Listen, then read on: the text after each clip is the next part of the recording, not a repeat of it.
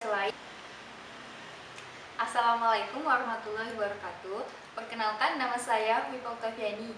Nah, saya berasal dari Universitas Tanjung Priok Pontianak, Prodi Ilmu Hubungan Internasional.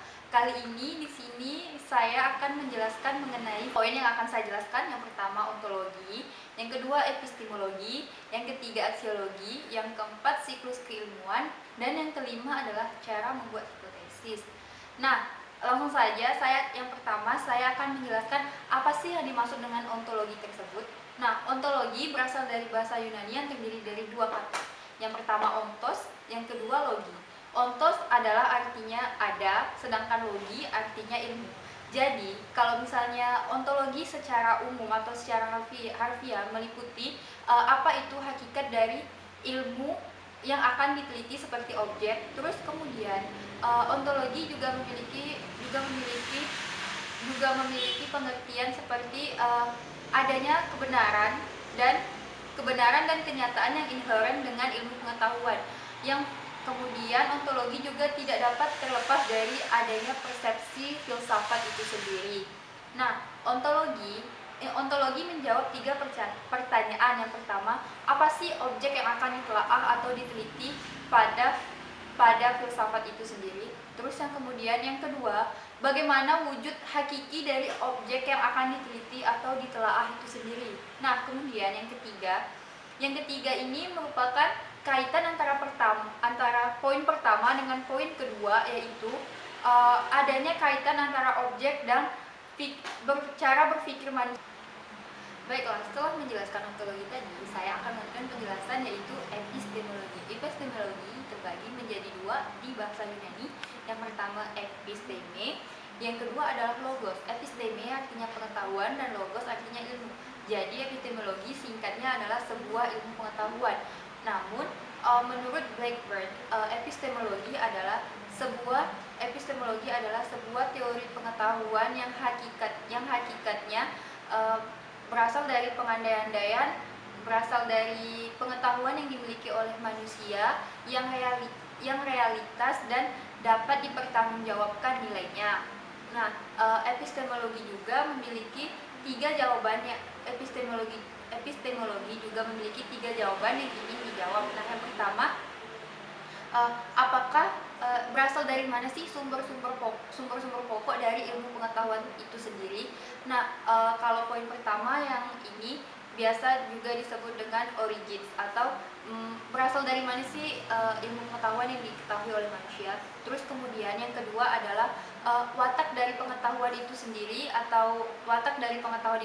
apakah pengetahuan itu real, benar adanya sesuai dengan sistematis dari epistemologi itu sendiri, atau yang disebut dengan appreciance. Nah, yang ketiga, setelah adanya origins dan appreciance, epistemologi juga memiliki satu, yaitu validitas. Nah, setelah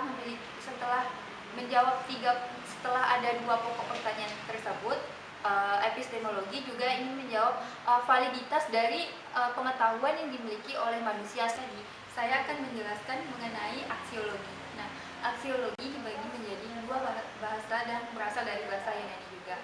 Yang pertama aksios, yang berarti nilai, dan logos yang berarti ilmu. Jadi aksiologi ini merupakan nilai-nilai dari ilmu yang telah didapatkan dari ontologi dan epistemologi itu sendiri. Nah, aksiologi merupakan nilai-nilai atau value yang didapatkan dari ilmu pengetahuan yang kebenarannya itu harus diuji sebagaimana kita memasuki dalam kawasan ilmu sosial, politik, dan nilai-nilai moral. Aksiologi lebih berkaitan dengan nilai moral yang ada. Nah, menurut Sumarni, aksiologi dibagi menjadi tiga. Yang pertama moral conduct, yang ketiga aesthetic expression, yang keempat social politic life. Nah, pada moral conduct adanya moral ataupun value seperti yang saya jelaskan sebelumnya di ilmu pengetahuan. Nah, di estetik sendiri adanya keindahan di dalam ilmu pengetahuan yang telah ditelaah sebelumnya. Kemudian yang ketiga adalah social politic life, yang artinya uh, yang artinya filsafat juga meliputi filsafat dalam aksiologi juga meliputi adanya kehidupan sosial dan politik yang saling berkesinambungan.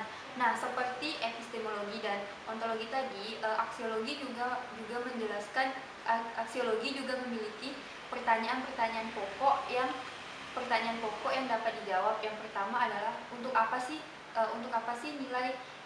nilai-nilai ilmu yang terjadi, yang dicari di ilmu pengetahuan itu sendiri. Terus kemudian yang kedua, bagaimana kaitan antara cara penggunaan ilmu dan moral yang ada.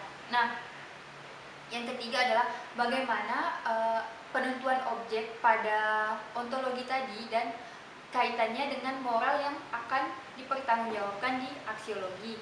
Nah, pada dasarnya ketiga hal ini antara ontologi, epistemologi, dan aksiologi ini saling berkaitan seperti apa sih objek yang akan diteliti. Terus kemudian yang kedua, dalam tahap epistemologi, bagaimana sih cara untuk mendapatkan ilmu pengetahuan itu sendiri. Terus kemudian yang ketiga, dalam tahap aksiologi, aksiologi ini lebih kepada nilai-nilai dari ilmu yang telah didapatkan dari ontologi dan epistemologi itu sendiri, itu siklus keilmuan.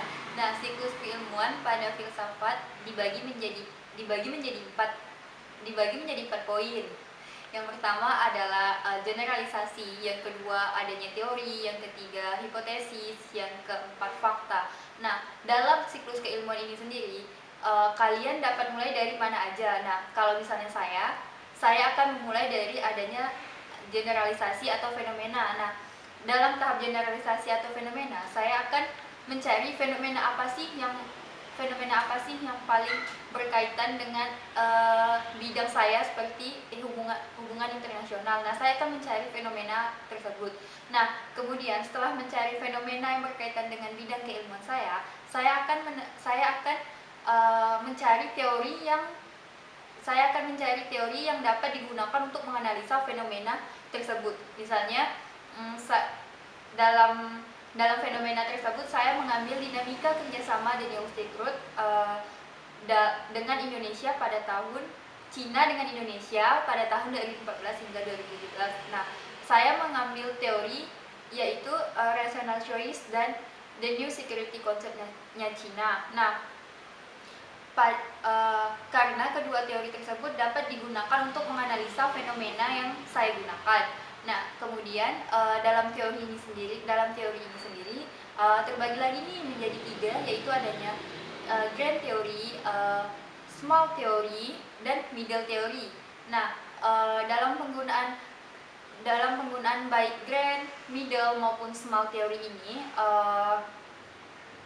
kita dapat menentukan teori mana sih yang lebih spesifik. Nah, biasanya teori yang lebih spesifik tersebut adalah small theory yang digunakan untuk menganalisa dari fenomena tersebut. Nah, setelah kita mencari dua hal tersebut, berikutnya saya langsung ke fakta. Nah, dalam pencarian fakta itu sendiri, yang telah sesuai dengan teori tadi, kemudian pencarian fakta dan lain sebagainya, masuklah ke hipotesis. Nah, hipotesis ini adalah pertanyaan sementara yang berisi data-data yang relevan dan teori yang relevan digunakan untuk menentukan fenomena itu sendiri. Nah, setelah adanya hipotesis, kita kembali lagi ke fakta. Nah, dari fenomena, dari teori, dari hipotesis, sesuai tidak sih dengan fakta yang terjadi di lapangan? Misalnya sesuai, maka penelitian tersebut dikatakan berhasil. Nah, selanjutnya masuk ke bagian terakhir ini, saya akan menerangkan cara membuat hipotesis. Nah, hipotesis sendiri dalam bahasa Yunani dibagi menjadi dua kata, yaitu hipo dan tesis. Hipo yang artinya di bawah, tesis yang artinya adalah pendirian atau penegakan yang dapat dipertanggungjawabkan. Nah, kalau menurut Sugiono pada tahun 2013, hipotesis adalah sebuah jawaban sementara dari rumusan masalah yang telah dinyatakan dengan kalimat pertanyaan. Nah, langsung saja terdapat 6 cara atau 6 langkah dalam membuat hipotesis. Yang pertama, hipotesis harus menggunakan kalimat kausalitas atau hubungan sebab akibat di dalam kalimat tersebut. Terus kemudian yang kedua, adanya hubungan antara teori dan argumentasi yang jelas yang digunakan dalam hipotesis itu sendiri. Yang ketiga, hipotesis itu dapat diuji. Nah, dapat diuji ini diartikan bahwa hipotesis itu memiliki kebenaran yang telah valid. Nah, terus yang keempat adalah hipotesis harus singkat, padat, dan jelas. Nah, secara umum hipotesis disajikan dalam bentuk yang singkat, padat, dan jelas, yang dimana di situ adanya teori, argumentasi, dan fakta yang telah disebutkan. Terus yang kelima adalah konsisten terhadap teori yang digunakan, yang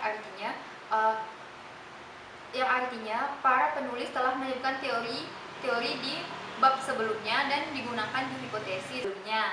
Nah, kemudian yang terakhir ini adanya rasionalitas terhadap penggunaan argumentasi, dan pernyataan dalam hipotesis ini dapat dibuktikan secara ilmiah. Singkatnya, hipotesis ini harus ada tiga hal. Yang pertama teori, yang kedua argumentasi, dan yang ketiga fakta. Hal tersebut harus ada di hipotesis. 6 langkah tersebut harus digunakan dalam penggunaan hipotesis untuk menjadikan hipotesis dalam penelitian yang akan digunakan. Nah, sampailah kita pada akhir video, yaitu saya telah menjelaskan kelima hal yang berkaitan dengan filsafat.